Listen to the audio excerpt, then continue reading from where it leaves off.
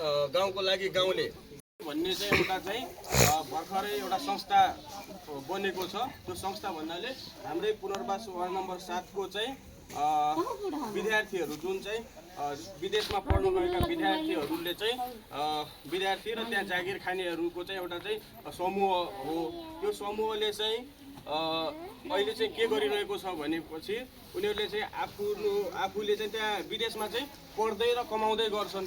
त्यही कमाएको केही अंश चाहिँ उनीहरूले चाहिँ नास्ता खर्च खाना खर्च उनीहरूले चाहिँ बचाएर है आफ्नो खाना नास्ता लाई चाहिँ उनीहरूले चाहिँ नखाएर त्यो बचेको पैसाबाट चाहिँ उनीहरूले चाहिँ नेपालमा चाहिँ सामाजिक कार्यहरू चाहिँ गरिरहेको छ। यसभन्दा अगाडि चाहिँ हाम्रो यो चाँदी कपमा चाहिँ उनीहरूले चाहिँ सेकेन्ड प्राइजको चाहिँ उनीहरूले चाहिँ त्यसमा चाहिँ त्यो के भन्छ नि सहयोग गर्नुभएको थियो।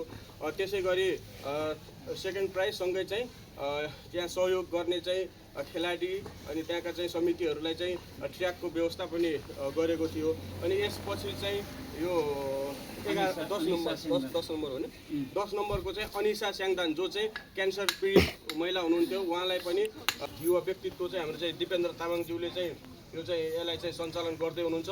र म चाहिँ यसै वार्डको वडा सदस्य चिन्नुहुन्छ कि नै मलाई चिन्नुहुन्न होला चिन्नुहुन्न होला किनकि म यतातिर आउँदैन तपाईँहरू गएको बेला म भेटिन्न हो नि। तर पनि म आउँदैन भन्नाले म आइरहेको बेला तपाईँहरू पनि भेटिनुहुन्न। त्यही भएर चाहिँ यसमा चाहिँ ल भाइले पनि सहयोग गरिदिनु पर्यो भन्ने हिसाबले चाहिँ म पनि यहाँ उपस्थित भएको छु। र तपाईँहरूको चाहिँ नाम लिस्ट चाहिँ मैले अजय मार्फत अजयलाई चाहिँ ल अझै त्यहाँ चाहिँ यसो एउटा कार्यक्रम छ यसलाई चाहिँ यसो कसरी गर्दा हुन्छ त्यो नाम लिस्ट चाहिँ यसो सङ्कलन गर न भनेर मैले अजयलाई चाहिँ नाम मागेको थिएँ। यो अहिले चाहिँ हामी बृहत रूपमा धेरै ठुलो धेरैलाई सहयोग गर्ने उहाँहरूको चाहना हो, हाम्रो पनि चाहना हो। तर चाहिँ अहिले चाहिँ सुरुवाती लेभल हो। त्यस कारणले चाहिँ यो हामी चाहिँ 10-12 जनालाई चाहिँ यो सहयोग गरिरहेका छौँ। मलाई आशा छ तपाईँहरू धेरैजना छुट्नु भए तापनि अब पछि तपाईँहरू चाहिँ त्यसमा समेटिनु हुनेछ भन्ने मैले आशा गरेको छु। र अब चाहिँ यो कार्यक्रमलाई चाहिँ हामी चाहिँ हस्तान्तरणतर्फ जान्छौँ है। तपाईँहरू चाहिँ शान्त छौँ। हामी फेरि उता सुकुम्बासी टोलमा पनि जानेछौँ।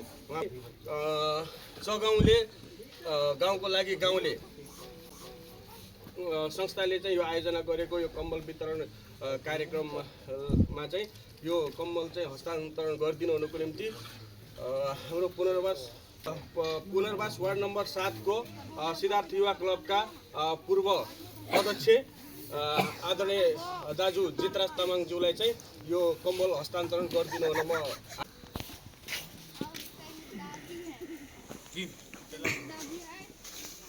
अर्को अङ्गना राणा, त्यसपछि सुन्तली राणा,